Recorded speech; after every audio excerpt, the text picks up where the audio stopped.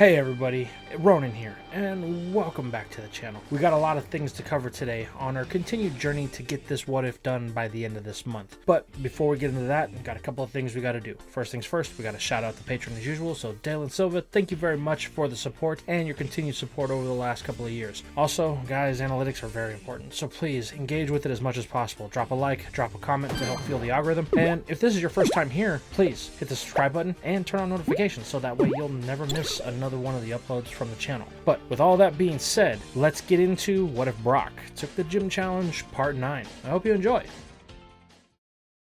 We begin today's part with Brock and Joe as they are walking down Route 5. Their destination is a simple one, the next site of a gym badge in the Galar region, Hulbury City. Brock is still riding the high of his previous gym victory, as it's something that his father could never do, and now that he's managed to do that, he aims to take on the rest of the league, so that way he can prove once and for all who the better trainer between the two is. And this is where we find him and Joe in mid-conversation, as Joe is stroking Brock's ego just a bit here, as the two are talking about the gym battle that he had with Milo. Joe's telling Brock that he didn't think Milo stood a chance in their battle, however Brock speaks up to the contrary, saying that Milo's a very strong trainer, and it did take everything that he had in order to beat that one. However, he is glad that he has Joe's faith of confidence in him. But Brock is happy to be done with it, as Milo did cast a looming presence over him, being that his dad could never beat him. Speaking of looming presence, Joe says, what about her? Pointing back to Jazelle, as she is walking behind the boys just within eye shot, so that way they don't run and lose her at any point. She's still following you until you give her that battle that you promised her, Brock, to which the boy says he knows. However, they had their battle, and it ended in a draw. But that's completely unsatisfactory to her, because she wants us all to go back to Kanto, so that way she can make sure the next year in the academy is secured. Brock points out that Joe is a little bit vindictive against Jazelle. Even though she's here in the Galar region chasing him down, it seems like Joe is the only one that really has a problem with it, to which the boy just says that he hasn't really liked Jazelle since the first day he met her, and now that she's out here in the Galar region and she's following us, she still treats every day like it's a day at the school, like she's better than everyone, and she expects us to all conform to her bidding. It just rubs me the wrong way, and it's not something that I intend to put up with. Well, you're gonna need to tell her that, Brock says, chuckling as we watch our heroes walk into the sunset. A few hours later, and the trio has made camp. And while I say trio, it's really just a duo featuring Jazelle, as she's sitting far enough away to where she's not directly in their path or in talking distance,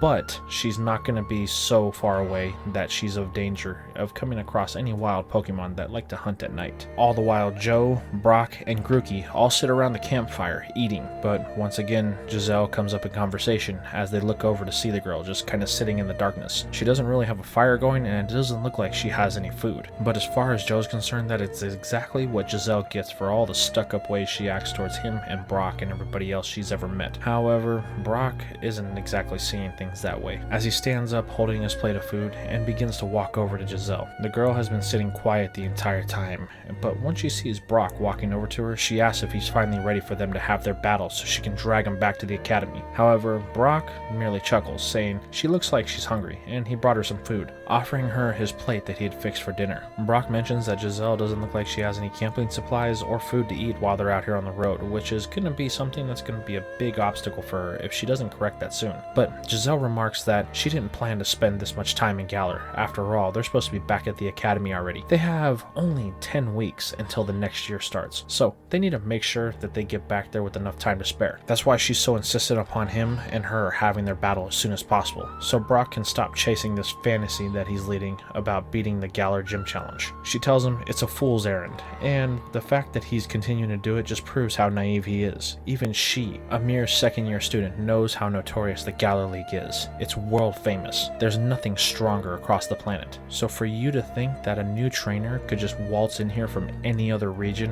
and challenge it and actually win is laughable, Jazelle says. But her condescending tone is interrupted by her stomach rumbling, to which Brock chuckles. Well, it looks like one of us here actually has the right idea about what we should be doing in our current situation. So here, take this. You should eat. After all, I wouldn't want you to be complaining because you didn't get a chance to eat anything in the previous days. To which, upon reflection, Jazelle realizes she doesn't really have a choice in this matter. She hasn't eaten since they left the Pokemon Center, which was 2 days prior, as she's been solely focused on following both Brock and Joe. She sits back down, taking the food from Brock's hand, and for a brief moment she has what seems to be a temporary lapse in her outer stone facade as she thanks Brock for the meal. The tone she uses is actually kind, to which Joe picks up on this, commenting that Jazelle is now starting to go soft now that she doesn't have all of her flunkies around. However, this would-be wholesome moment is quickly demolished when she snaps back, saying that this is more like it. They had better not forget who she is and remember to bring her food sooner next time. Brock just sighs as he thought that they were actually having a moment and they could have gotten a breakthrough and had a discussion like normal human beings. However, Joe is the antagonist here, and he's making things worse between Jazelle and the rest of the group. As he sits back down, he really says that Joe should have kept his opinions to himself. While he appreciates his friend being out here in Galler with him and Jazelle both have a propensity for getting on each other's nerves, which is something that Brock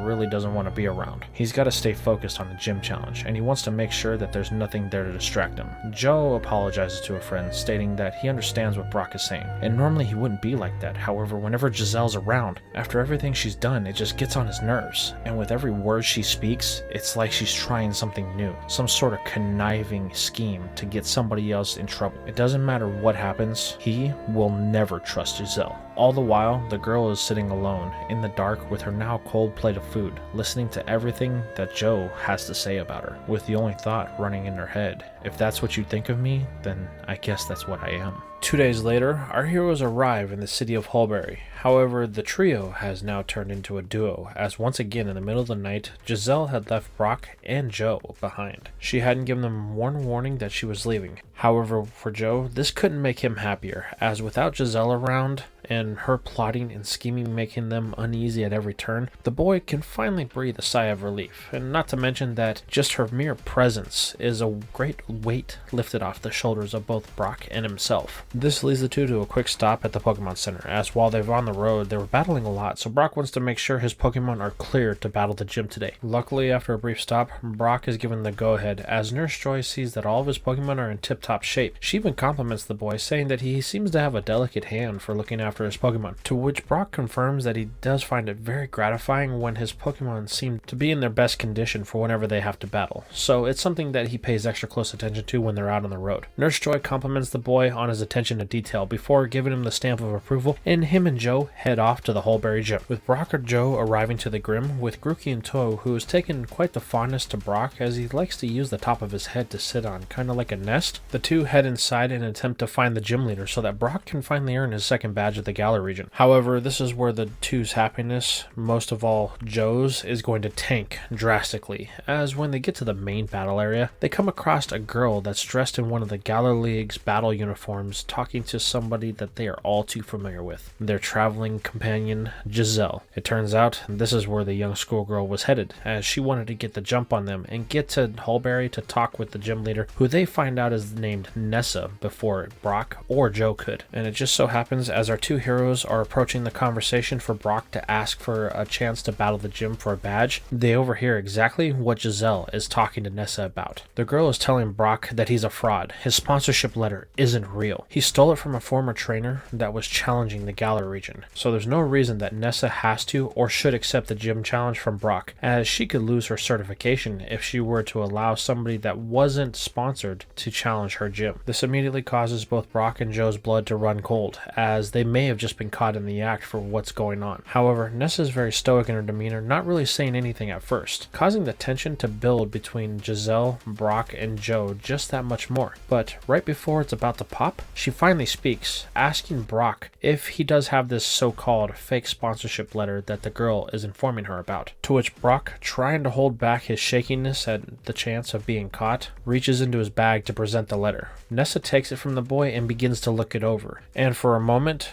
to which what seems like to Brock an eternity, the girl looks it over. Silence and no facial expression comes from the gym leader, as she gazes stoically at the letter, almost piercing a hole through it with the intensity of her vision. It's here she cracks an eyebrow, causing Brock to jut up a bit, as he's not really sure what she's going to say. But Nessa, much to the surprise of Brock and Jazelle, says this letter appears to be in order, so we can have our gym battle. This causes Jazelle to erupt in a temper tantrum as she accuses accuses Brock of trying to steal his way through the Galar League by using this forgery of a document. However, Nessa tells the girl to settle down. This document is real, so she has no choice but to accept his challenge. Brock and Joe both let out a sigh of relief. However, Jazelle is unwilling to let the issue die, as her temper tantrum goes on to a full-blown tirade, demanding that Nessa reconsider her decision. However, the girl will not, and this infuriates Jazelle, getting to the point to where Nessa has to have Jazelle drug out of the gym by security. All Joe and Brock can do is watch as a sigh of relief is plastered across their face while Jazelle is drugging away, kicking and screaming. Now that problem has been taken care of, Nessa turns back to Brock, asking if he is ready for his gym challenge, to which the boy nods a bit, unsure of what just happened and if he's got a lucky break or if he's just running on borrowed time. However, a battle is a battle, and Brock decides that he's going to go through with it no matter what, so he tells Joe to take Grookey so that way he can meet Nessa on the battlefield. However, the little grass monkey doesn't want to leave Brock's head,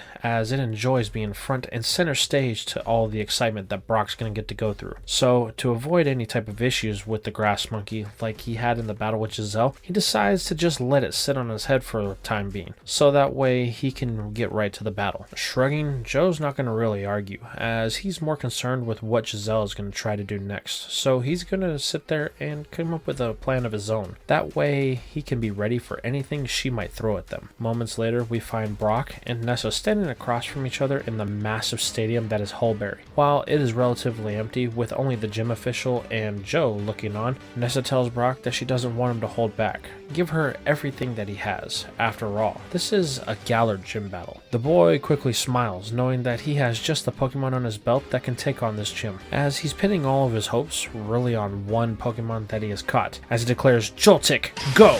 The electric arachnid emerges from its ball as it sparks, hitting the battlefield, ready to engage with any opponent that it may have. However, Brock and Joltik are going to quickly find out that their backs are going to be against the wall, when Nessa sends in a Pokemon that Joltik really doesn't have any chance against, a Quagsire. Brock finds this out firsthand when he orders a Thundershock from his bug. However, Quagsire just tanks it, not showing the effects of the electric attack whatsoever, to which Brock is a bit surprised about. Why didn't that electric type feel anything? And this is where Nessa lets the cat out of the bag that her Pokemon is half ground, to which Brock's electric attacks aren't going to have any effect against her Pokemon, so she tells him he's going to have to do a little bit better than that, to which Brock immediately goes on the attack, calling for a bug bite, hoping to cause some damage. While Joltik is able to sink its fangs into Quagsire, it's really to no avail, causing minimal damage, and this allows Quagsire to retaliate with an Aqua Tail that slams into the arachnid, hard enough to cause it to see stars for the time being. This is where Brock tells Joltik that it needs to use its small side to the advantage once again, evade Quagsire's attacks as Nessa goes on the assault with some mud shots. However, the water ground type is fast, and Joltik is barely able to outpace some of the attacks. It gets to the point to where it's cutting it super close, nearly being nicked in one of its legs by the mud shot. This is where Brock knows that he's going to have to think a little bit outside the box if he has any plans of trying to beat this gym leader. But he has just the move that he thinks he's going to be able to use. As another mud shot comes barreling down towards Joltik, he orders the bug to use a string shot and wrap it around the mud shot. This causes the ball of mud to be encased in the silk before Joltik uses its weight and the momentum shift to swing the mud shot back in the direction of Quagsire, pelting it across the face while managing to bind the water type and some of the sticky webbing. This is exactly what Brock was going for, as he orders Joltik in with another string shot to try and lock Quagsire into place. The goal is simple. He aims to try and block Quagsire from being able to use any type of mud shot by keeping its limbs bound down. Luckily, Joltik's speed comes into play here, as it's able to quickly make its way around Quagsire before completely binding the mudfish. Then, in one final attempt to lock this battle down, Brock orders Joltik in with an attack that he's been saving for just this moment, as he orders Joltik to use an Absorb. Once again, the electric type locks its fangs into Quagsire. However, with it unable to move, it's able to get a firm grip as it begins draining the life force of the mudfish. Slowly, Nessa watches Joltik drain what HP that Quagsire has left as it replenishes its own health before the mudfish keels over, wrapped up kinda like a mummy and declared unable to battle by the gym official. Recalling her water type, Nessa compliments Brock as she's quite impressed with the way he handled Joltik. He's never seen a bug type used in that capacity before, and even though it was technically at a disadvantage with Quagsire, Brock still found a way to make it work. The boy tells her that he's been practicing with Joltik for a while now. It was his first capture here in the Galar region, so he's become very familiar with it, to which Nessa says it shows. However, not to get too comfortable, as her final Pokemon for this battle is going to make things a little bit more tougher on Brock, as she declares, "Dreadnought, your time to battle." A heavily armored turtle appears from the Pokeball as it lets out a long-drawn cry of its name, to which Nessa confirms to Brock that this is her strongest Pokemon, Dreadnought, so he better not take it too lightly. However, in Brock's head, he's doing the exact opposite of Nessa's advice, as he thinks he may already have this battle won. Quagsire wasn't extremely fast, and this thing looks like it couldn't even move past the speed of smell, to which Joltik, after being fully recharged from stealing the HP from Quagsire, is ready to go for a whole nother round, which means he might be able to one-shot this entire gym with just one Pokemon. However, he's going to quickly find out that that's not the case, as Nessa starts things off with a move that Brock has seen his dad use before, a Rock Polish. He quickly finds out that Dreadnought, while very tanky, quickly has a way around its slow speed, as the Rock Polish smooths the surface of its body, allowing it to move quicker, especially while using the water gym battlefield. And while Brock has seen this move in action before, he didn't really know the capacity to which it could be used, as just with the first usage of the move, it is able to quickly dodge the Thunder Shock from his Joltik before Nessa is able to retaliate with the Razor Shell, striking the bug across one of its legs, causing it to wail out in pain. This is going to cost Brock some of his speed, and it's only going to get worse from here as Nessa calls for her second Rock Polish, increasing the speed of her turtle that much more. Now, Dreadnought is outpacing Joltik and making things very hard for Brock, as the Rock type quickly comes crashing down on top of the bug with one of the moves that Nessa has been saving for just this occasion, a Rock Tomb. Just in the last moment before the rocks come crashing down, Joltik, at the command of Brock, is able to sling a web of slingshot, pulling itself just out of harm's way before it becomes a squished bug on the sidewalk. Knowing that he needs a new plan, Brock decides to recall Joltik for the time being, which kind of saddens Nessa, as she was really enjoying the altercation between the two. However, she and Dreadnought were the only ones, as Brock is kind of stuck between a rock and a hard place right now. He doesn't know what he can do. If he sends in Carkol, he's for sure going to just be sacrificing a Pokemon, as its typing is not set up to match the typing of this monstrosity. And with the current speed that it's at, they're going to be playing catch up the entire battle, which means the chances of Brock winning is actually slim to none. All of these thoughts play over on repeat inside of Brock's head, not allowing him to focus on what's really happening, as much to the surprise of Nessa and Joe from the stadium, Grookey has taken the battlefield, which as it begins to whack its little stick on the ground, it shocks Brock back to reality, and he realizes that the grass monkey has taken the position of his second Pokemon. This causes both Nessa and the gym official to ask if this will be his choice. However, Brock is unsure about this. Grookey is not his Pokemon, he doesn't even have its Pokeball, so why would it jump into battle for him? The boy tells Grookey to come on back, stop playing around. This is a serious gym battle, and Brock doesn't have time for this. However, something happens in this moment that Brock really can't explain. The look in Grookey's eyes, they change. And it's not a look that says it understands what Brock is saying, forcing it to come back. It's a look saying that it's going to battle no matter what. A look of ferocity, like it's been in many hard battles over the years. Our young hero doesn't know what it is, but for some reason he can't bring himself to recall the grass starter. So he tells Nessa that it's going to be the one that he goes with. For some reason he just feels like it's right, to which Nessa confirms by accepting that this will be his choice, and the official makes the announcement for this next battle to begin, to which Brock is kind of at a disadvantage as he doesn't really know any of Grookey's moves. But this is where Joe cries out from the stadium, telling Brock to use his Pokédex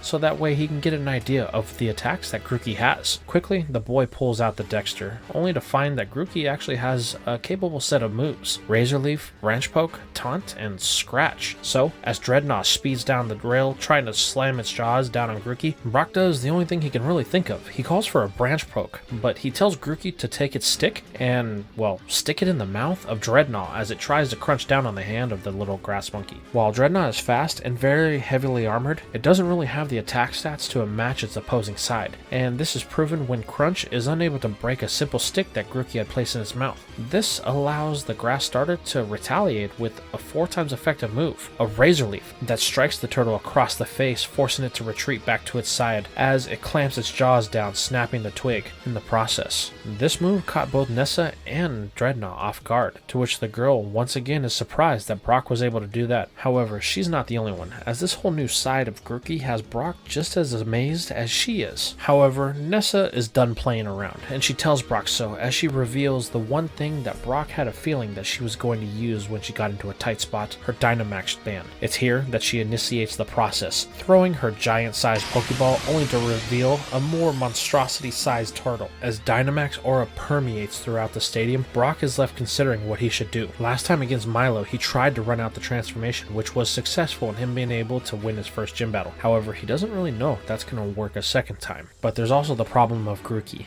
It's not actually his Pokemon, and he doesn't have its Pokeball, which means he can't initiate any type of transformation with it. So he's gonna have to go for broke with the Grass Monkey as it is, to which surprises Nessa when both Grookey and Brock choose to engage with Dreadnought in its G-Max form without actually transforming. However, she's not going to waste any time and allow them to gain any type of advantage, as she calls for a G-Max Rockfall. As a giant stone slab appears in front of the turtle, it begins to wobble until it falls in the direction of Grookey. However, Brock is quick to order the monkey out of the way, but it ignores his orders as it darts down the battlefield in the direction of the falling slab, to which has Brock's mind going nuts, as this little grass type is about to be squished out of existence. However, it's here that Brock can see what Grookey is aiming for. It's looking to grab the two halves of the stick that Dreadnought has snapped before it transformed. But unfortunately, Brock can do nothing but yell to Grookey as the stone slab crashes down on the ground, leaving the fate of the grass starter unsure to both him and Nessa. But from within the fractures of the stone slab, Grookey crawls out, revealing that while it did take some damage, it was able to use its small side to its advantage, allowing it to survive temporarily. However, it's not going to be that easy, as Nessa is back on the attack again, calling for a max darkness. Dark energy permeates throughout the battlefield as it begins to engulf Grookey. However, Brock has an idea that he might be able to execute here, as Grookey has revealed that it is in possession of the two halves of the stick that it was able to grab. He literally tells Grookey to use the sticks to beat back the energy, trying to keep itself from being engulfed from the attack. So, Grookey does this, hitting the darkness back to what appears to be successful. However, it quickly learns that it doesn't have the power to match this type of attack, and it is engulfed in the darkness. And however, this time it's not so lucky, as when the darkness fades, it is left unable to battle, being declared so by the gym official. Brock walks out to the battlefield, picking up the grass monkey, telling it that it did just fine. However, next time, they should have a couple of practice battles together before they decide to take on a gym, to which Grookey confirms before fainting permanently in Brock's arms. The boy simply walks back to his side of the field and sets the grass starter down on the ground next to him so that way it can watch the rest of the battle. With only one option left, Brock wastes no time in sending back in Joltik. While the bug type has taken some damage and it looks like it's going to be moving a little slower, that's not going to be a problem, as Brock decides it's time to go big, as he recalls the bug type initiating its transformation, turning it into a colossal size arachnid as it rivals Dreadnought in its appearance. Smiling, Nessa knows that she only has one move left on her G-Max transformation. However, it's going to be all she needs, as she commands her Dreadnought that is now buffed by an increased stats all around, including its also overwhelmingly increased speed, to use a G-Max Stone Surge. Brock and Joltik watch as nothing but water and rocks begin to rain down from the heavens above, aimed for his only Pokemon left in the battle. This is where Brock is going to have to get a little creative, as he orders Joltik, though massive in size, to use its speed to its advantage, as the bug begins to jump around the battlefield, trying to avoid the stones as they fall, but it's making its way in the direction of Dreadnought. Unsure of what Brock is attempting, she tells Dreadnought to put more power into its attack, to which this causes the turtle to glow in an intense purple aura as it floods the battlefield with more energy. However, this is going to prove to be to the advantage of both Joltik and Brock, as he tells his bug to use the stones as they fall from the sky and climb upward. What we see is Joltik gaining altitude on Dreadnought before it's able to depart one of the stones and land solely on the back of the turtle, where it's unable to attack Joltik at any point. This is where the bug finally gains the upper hand. Brock orders for one final strike. Max Lightning! Now completely unguarded, the bug type floods Dreadnought with all the electricity that it has left in its body, forcing Dreadnought to subside in its transformation as it's revealed to have spirals in its eyes, and bringing this battle to a close. Brock is declared the winner by the official, as Nessa recalls her turtle, and she watches Brock be joined by Joe on the battlefield with Joltik on his arm. She had never seen anything like that before. Brock is becoming an ace at using G-Max to his advantage, to which surprises even her. For somebody with now only 2 badges, he's proving to be quite the formidable trainer. This is where Nessa approaches Brock and presents him with the water badge, telling him that he's officially won the 2nd badge of the region, congratulating him on all of the effort that he has put in.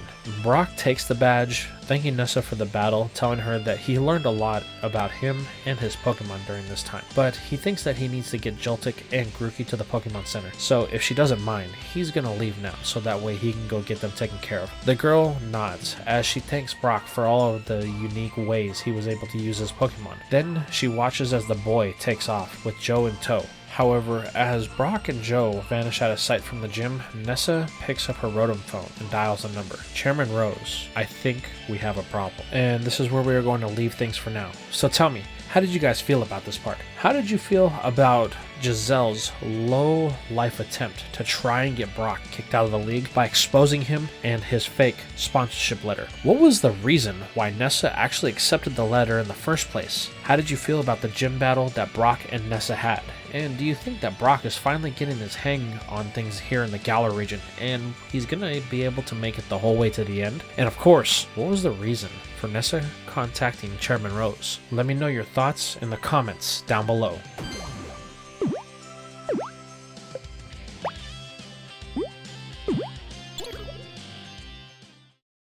And that's all we had for today's video. I really appreciate you guys stopping by to watch all the way to the end, and I just wanted to say thank you for that. If you guys really enjoy my content, consider following me on some of my other platforms like Discord, where you can get to know other people who are interested in what ifs, or on Twitter, where I post sometimes behind the scenes updates. Or if you want to help the channel grow a little bit extra, why don't you consider donating like the people right here have, as whatever you could offer could help us get to a larger audience by helping us get new videos done, or some of the projects that we've been more custom art is getting kind of expensive. So we want to make sure that we have the funds to do that. But with all that being said, I really hope you guys enjoyed everything, and I will see you in the next video.